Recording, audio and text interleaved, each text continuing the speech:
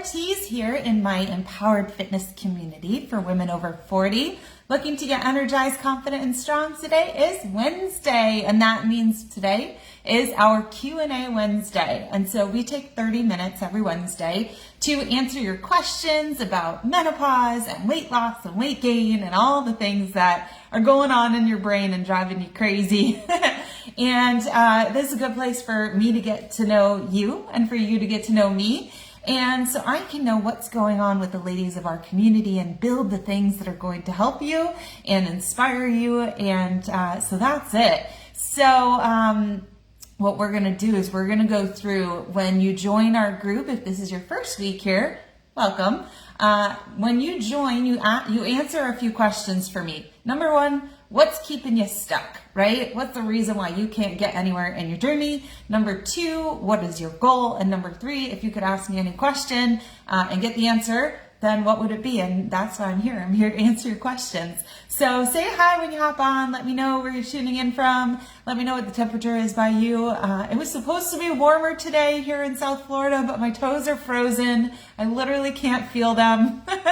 And it was like 43 degrees when I left for golf yesterday, and I have not been outside, but I have a feeling it's probably warmer outside than it is here in my house.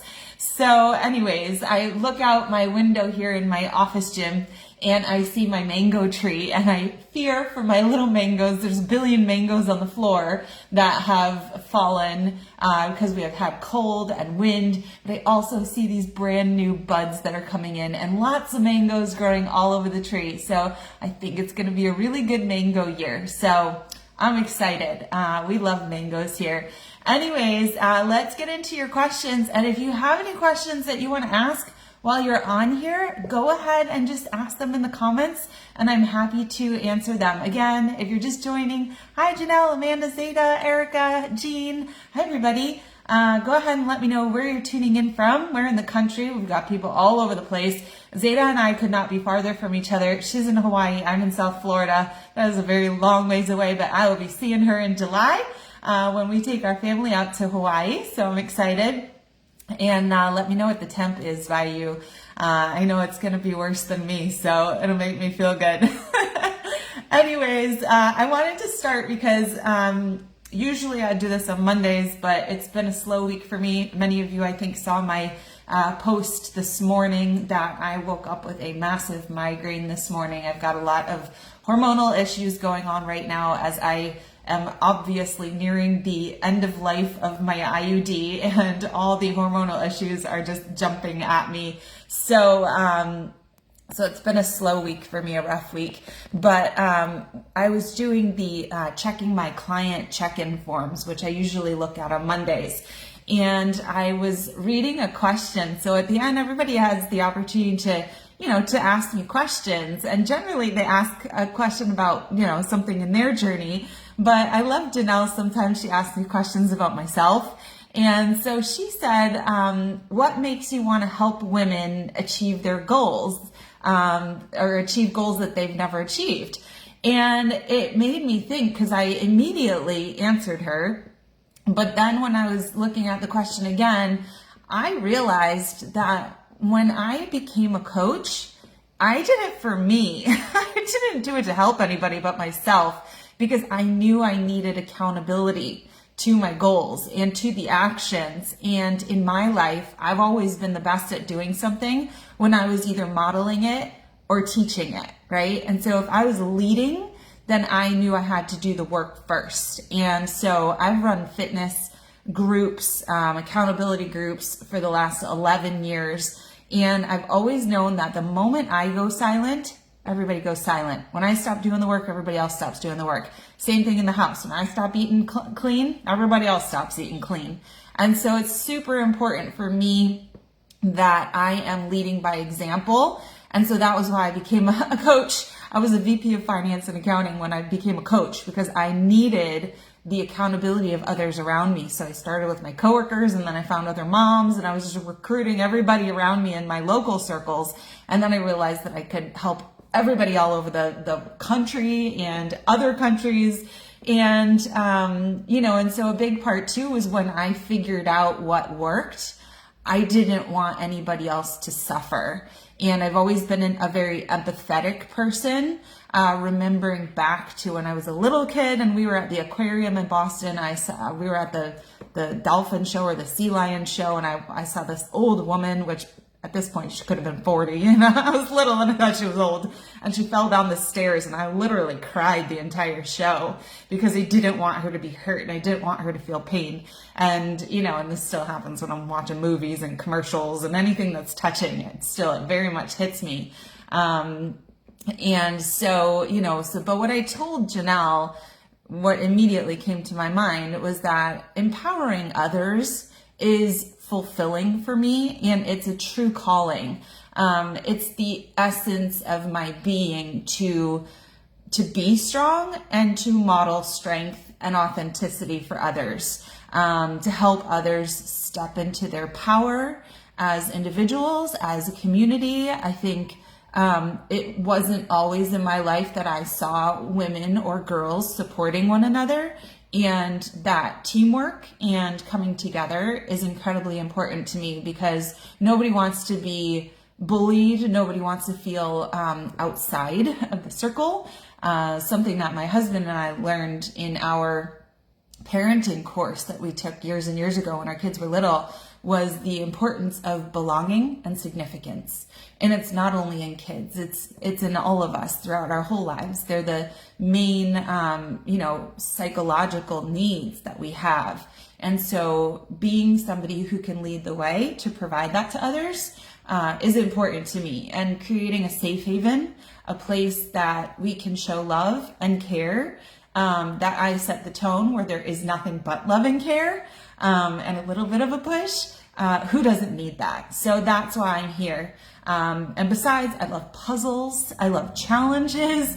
I love learning and growing based on interactions with people who are not me, people who have different backgrounds, different thoughts and views. And so that's why I'm here.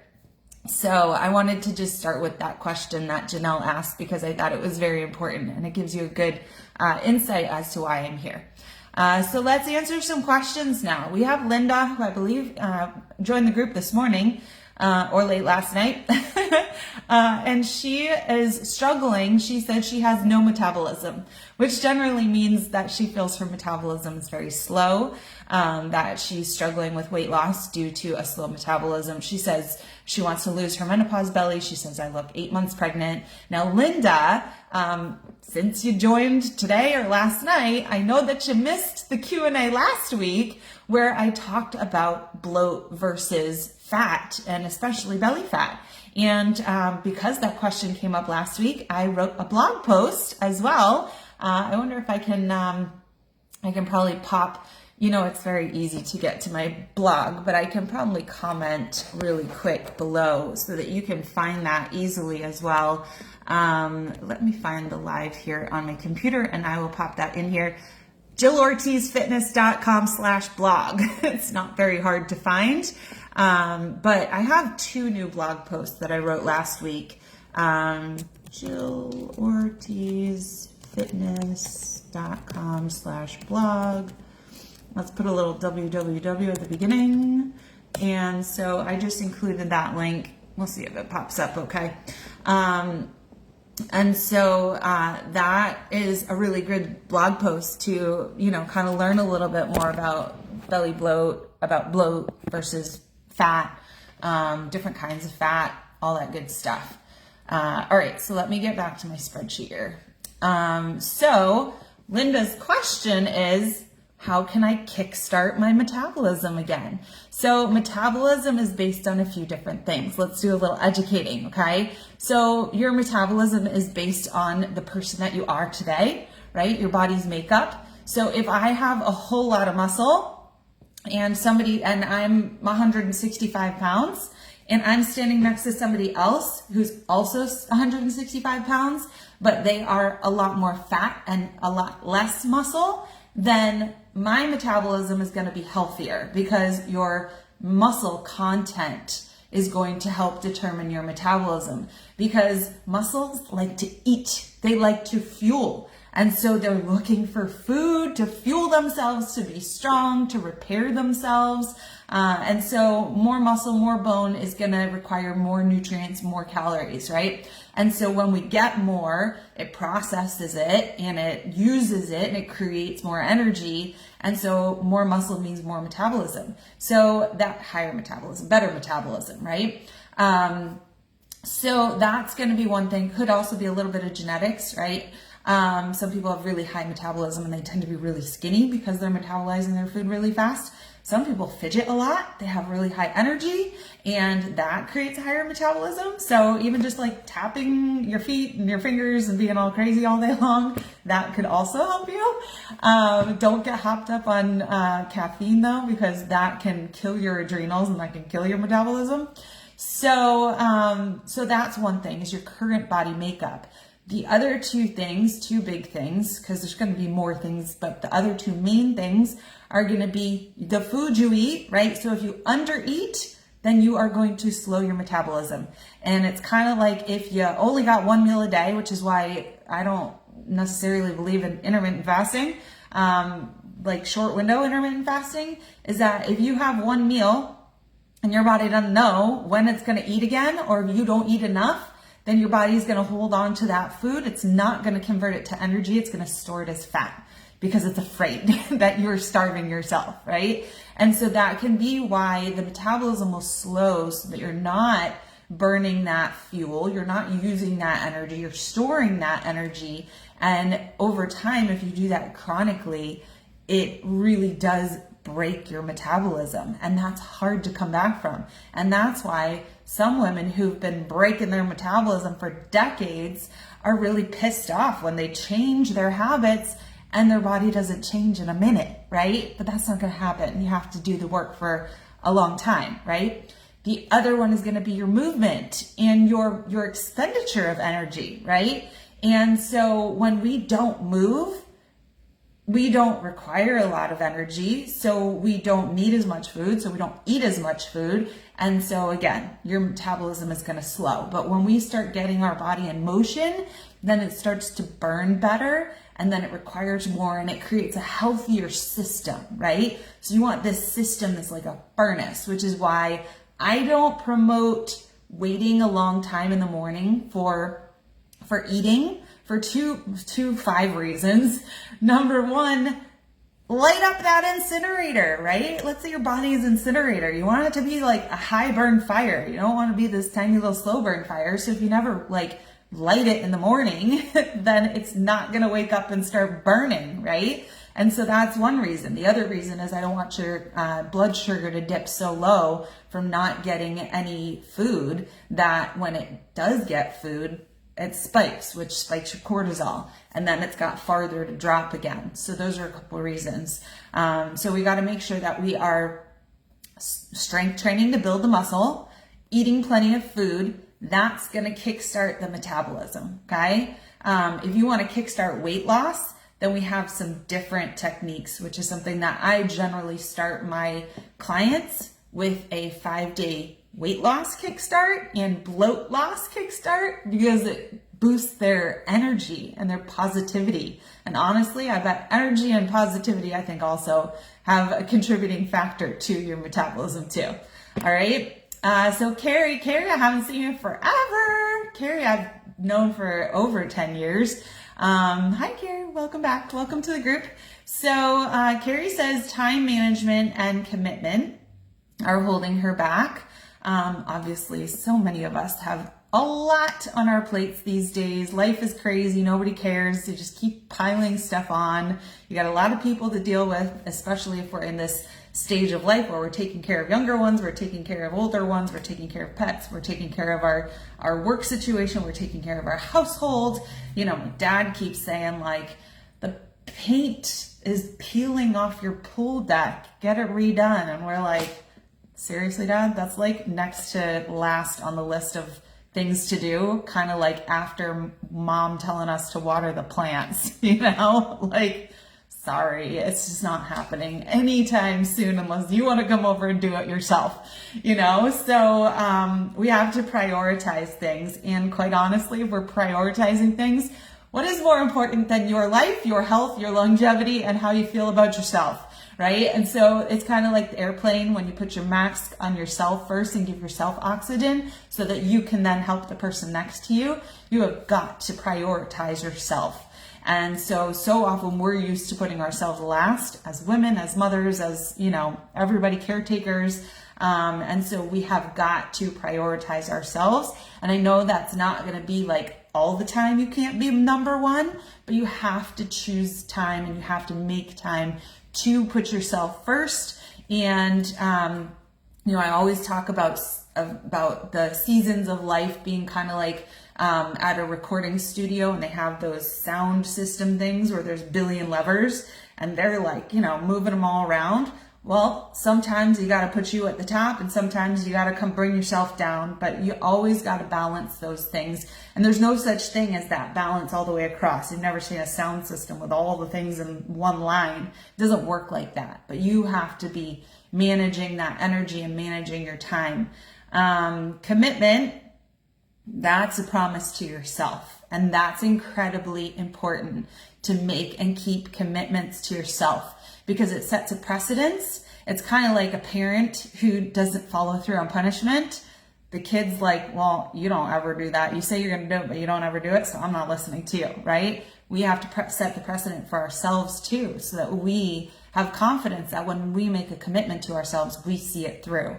So commitment helps if you have a coach, you have somebody, if you're paying money, that helps with commitment. Let's see what Carrie's question is. She says, she's got cravings and mood swings, how to manage them instead of eating her feelings, right?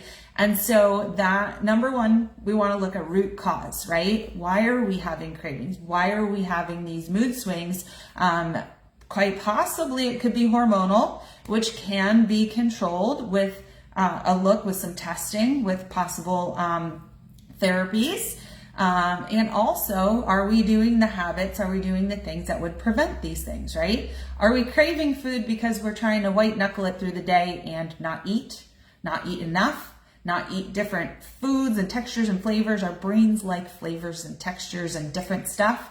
Are we eating in the right intervals, right? So why are we craving? Are we not getting the nutrients that we need? Is our body saying, hey, haven't gotten any iron in like a week, give me a steak, Is our body telling us something? Hey, I'm exhausted, stop cutting out all the carbs, I need energy and I need it now. Your body will tell you. It's very smart. Mood swings can be for so many reasons. Again, is nutrition on track? Are you getting your good exercise? If we're saying time management is an issue, it's possible we're eating fast food. It's possible we're not working out. Working out is a massive mood regulator, right? Taking care of yourself is going to fuel that me time, that's fulfillment of the things, your needs. And so that could be the reason. Moods can also swing, again, with hormones, lack of sleep, a lot of stress, right? Those things too. So it's time to make time. We make time for the things that are important. I make time for things by, I think I showed you guys this last week. I halfway did it this week. But generally, what I do on the daily is I write priority, secondary, personal, and then I make notes all throughout the day, right? And then what I do is once I know what I have to get done is I time block it, right? So here's each of the hours of the day. Here's where I'm getting all the things done. And I go back to my list and I say, did all the things on the list make it onto the day, right? And I leave little buffer zones and I write, what's going to happen. And if something is like a waste of time, it's not on here. I can block time for if like I have free time, then I can, put that stuff on there. But it's really important to be in control of your day, right? And your week and your month, right? So hopefully that helps. Alrighty. All right. We got Pam. She says what's holding her back is inconsistent tracking. So I'm not sure what we're tracking. Generally, when people talk about tracking, they're talking about food, they're talking about macros, they're talking about MyFitnessPal or Lose It or Noom or all those apps that honestly, if I was on those things, I would shoot myself in the head. I don't like tracking. I don't like being on my phone on an app all day long to track food and stuff. Like that sounds like horrible to me. Pam wants to lose 20 pounds. And her question is, why is it so hard? And does anything help move things more quickly? She says, I just do not want to take weight loss drugs. So you don't have to take weight loss drugs. Even if you were taking weight loss drugs, you would still have to do all the stuff that you need to do. And so, yes, there are things that will help you. I don't know yet because I don't know you yet, Pam, but nice to meet you. I'm glad to have you. And we should have a conversation. And I'll take you through a list of questions that will help me get a lot of really great insight as to what's going on. What have you been doing? Because maybe the approach is just not there. Like I said, I hate tracking calories and food and weighing it and all that stuff and putting it all and searching in a database in a food app all day. I don't have time for that, nor do I enjoy that. And it's just like, ugh, makes my brain hurt. So if I was told that I could lose 20 pounds by tracking consistently on MyFitnessPal, honestly, I still wouldn't do it because I hate it. And so that's not the right approach for me. I would find that incredibly hard. I would hate it. I would resent it. And I would resent the person who told me to do it, right? But that's just me. There's other people who love it. I have clients who love doing it. It's not how I work. So I don't do it because it's like setting myself up for failure. Same thing if you told me like, Jill, in order to lose 20 pounds, you've got to go run 10 miles a day at 5 a.m. because that's the only time you're going to have time to do that.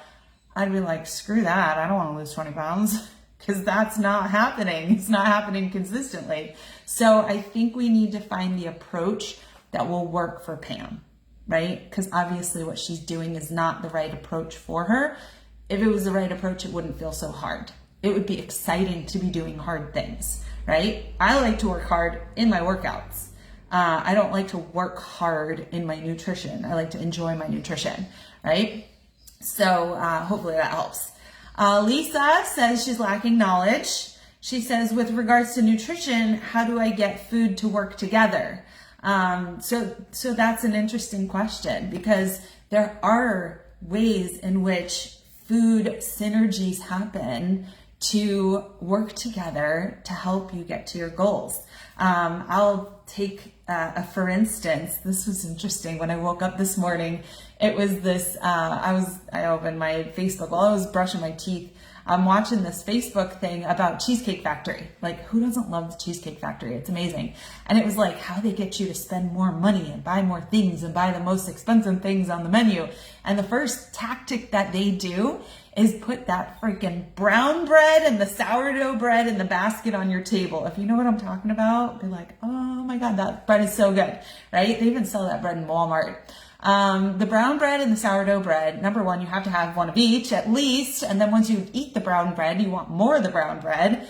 And so what the guy was saying is that as soon as you eat that brown bread, which has a ton of sugar and it's enriched and it's got all kinds of chemicals and stuff in it, and it's carbs and it makes you hungrier, right? It's sugar. You're getting this blood sugar spike, which makes you hungrier, right? It's the same way when they put peanuts on the bar. It's got tons of salt, so it makes you thirstier. So you buy more beers. So when you have that bread before you even order, then you're starving. You're like, oh my God, I don't think I can even wait until my entree gets here. I need to order an appetizer, right? So they're getting you to order more stuff. So what does this guy say? He says, don't just eat the bread, put the butter on the bread. And I'm like, yes, I know that trick too, right? So if you're going to have the carbs, add the healthy fat, because the healthy fat makes the blood sugar not spike as badly, right? So black coffee is actually not as good as coffee with milk in it, right? With a little bit of milk, coconut oil, some kind of fat in it, because the fat helps you to not blood sugar spike as much.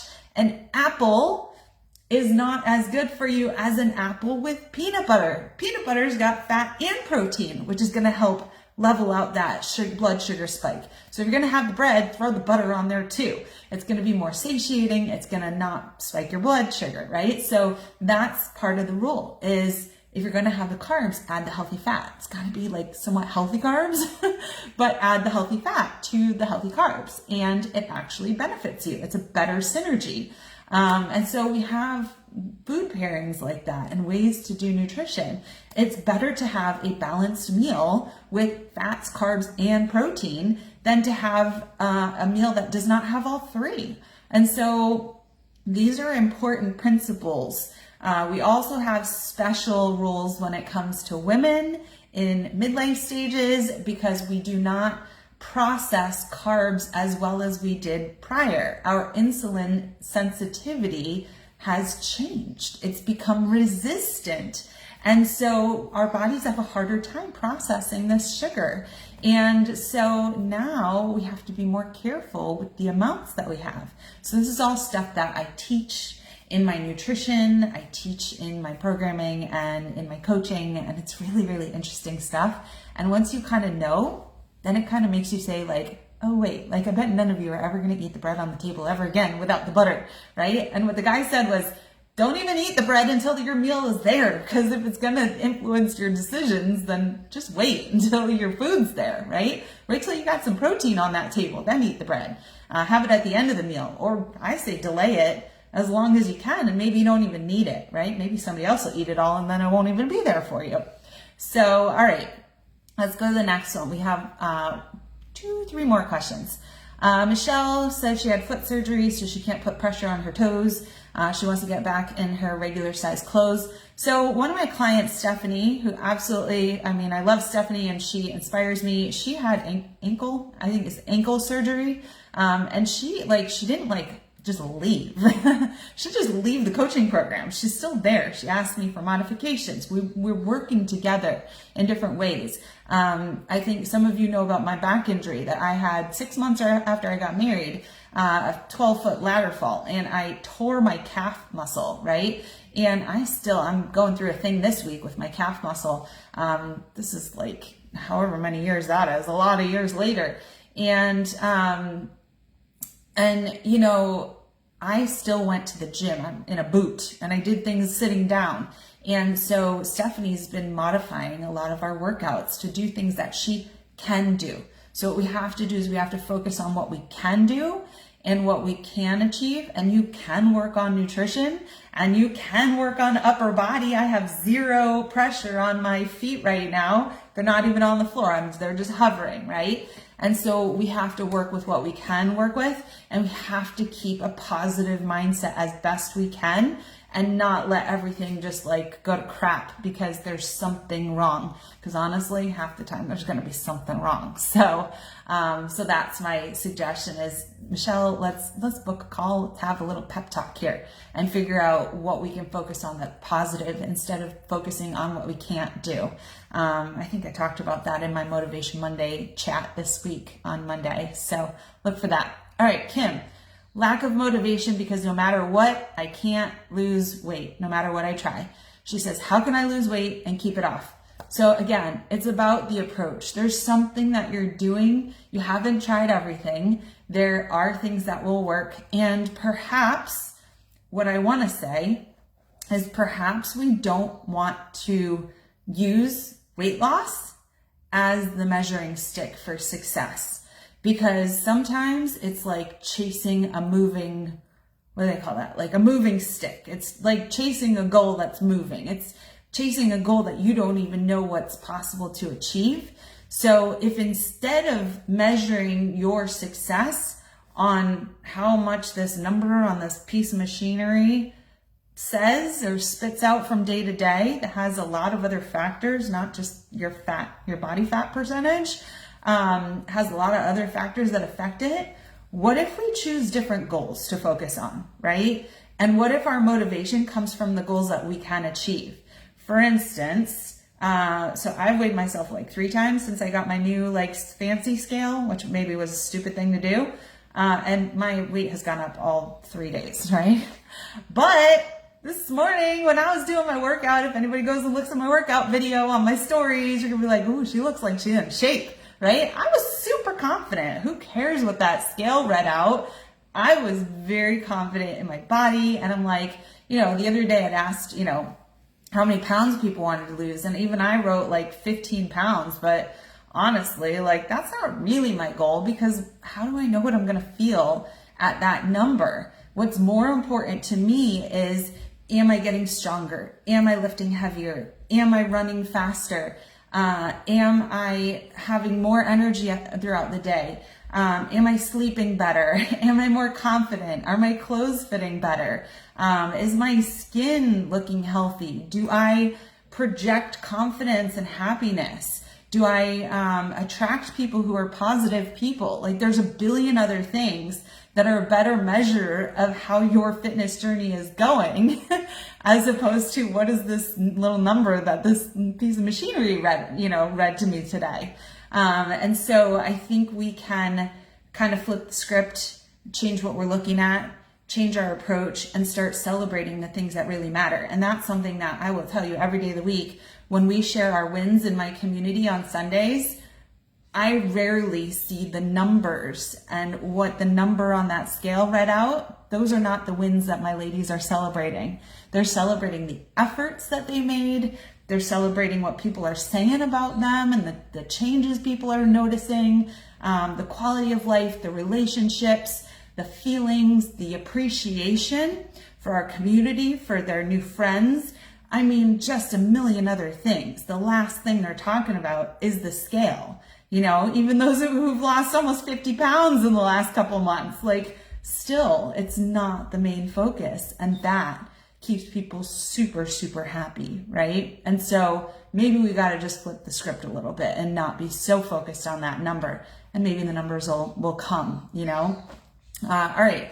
We've got Jamie, last question. She says, I really need guidance and accountability. She wants to tone up and feel confident. And her question is, how does your program work? Are there different options? Yes, we have different levels of coaching. So I say we, but I mean me. It's just me here, Jill Ortiz Fitness. I have a couple, two to three different levels of my program. And it kind of depends on how much interaction you want with me. Right? So it's going to be more expensive the more interaction you have with me, like private coaching calls, community, access to everything I've ever built. So we have a top tier, right? Tier 1, we call it, of my Empowered Fitness Mastery coaching program. And then we have tier 2, which is a step down for those who really just want the access to some of the tools, maybe not all the tools, but step by step, a little bit at a time. Still want guidance, still want programming, still want nutrition, meal plans, that kind of stuff. But don't necessarily need the community or want the community, don't need a lot of personal time with me. And so that's going to be our tier 2. And then we have more of a DIY subscription that is literally just access to my fitness programming. And so, so those are 3 different coaching options at 3 different price points. We have different financing options as well. And of course we have ways to earn free coaching in my programs as well. I did put, an image in our group here just before we hopped on because I had seen this question come up, and I put the rules for our upcoming March challenge. So in my program, in my tier 1 program, the highest program, we do a raffle every month. And the reason I do that is, number 1, it brings our community together. It has people interacting. It has accountability for you to do all the things throughout the week that are going to bring you the most success. And it has incentive for you to be earning an Amazon gift card. And so you have that opportunity. And so we reset it every single month. So this coming Monday, we will be doing our raffle. So these are all the raffle tickets that have been earned so far this month.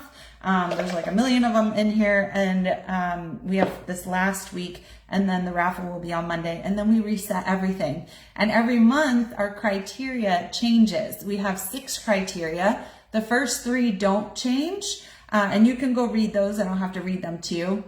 The second 3 are Monday, Wednesday, Friday activities. Those do change from month to month to keep things fun and fresh. And so that's what you can see in terms of the community aspect and the interaction piece in our program.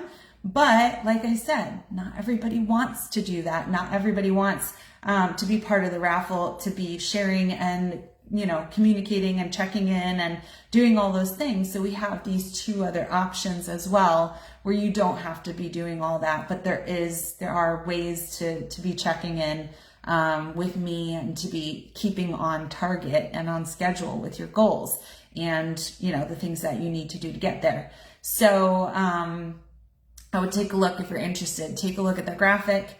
The best way to figure out if it's the right fit for you is to set up a call with me, and we can go over your goals. We can go over the options, and if it's a good fit, then we can bring you on board. And great time to do that would be before this coming weekend, so that we can have you on board for Monday, for the start of the new month, for the start of our new raffle. And anytime is a good time to start. We did have 2 ladies who joined Empowered Fitness Mastery Tier 2. This one was today. So welcome Amber today, and a couple days ago, Danae. And both of them had actually taken advantage of my Triplethreat challenge that I held, I think it was 2 weeks ago now, where we just did 3 little workouts for arms, abs, and glutes. And it was enough for them to be really excited about the workouts with me. I presented them with this new option for the Tier 2 in the program, where they can continue and now have long-term fitness programming, nutrition help, meal planning, and accountability at a lower cost though. And so we welcome Danae, we welcome Amber, and it's an incredible opportunity. And so I did also add the link in here. Even though we finished our little week-long challenge with the Triplethreat, you can just purchase those 3 workouts. They're 3 15-minute workouts, arms, abs, and glutes. It's only $17 for the 3 workouts. There's an option to add on 2 more total body conditioning workouts. So you can get a good idea of what those are like as well. There's an option to add on a 5-day cleanse. There's an option to add on a macros masterclass. So lots of opportunity there to kind of like baby step it. And if you love that product and you enjoy it and you see the benefit, then you're welcome to, at that point, sign up for a call with me as well. It's important to have a lot of faith in the person that you're working with. If you want to hire a coach, I do think coaching is incredibly important if you want to achieve anything and be really good at it in life. But it's important to be in alignment with the coach and really feel that you have that trust in that relationship, so that you can be honest and they'll be honest with you too. So, all right, we're done. It's time to eat lunch for me. So thanks for tuning in, and I look forward to seeing you all again on Monday. On my birthday, don't forget, next Monday is my birthday. There'll be lots of motivation that day. I will be very happy. I don't mind the aging. I just like my day. And I love March. It's my month. All right. Any other March babies in here? All right. We'll see you later. Bye, everybody.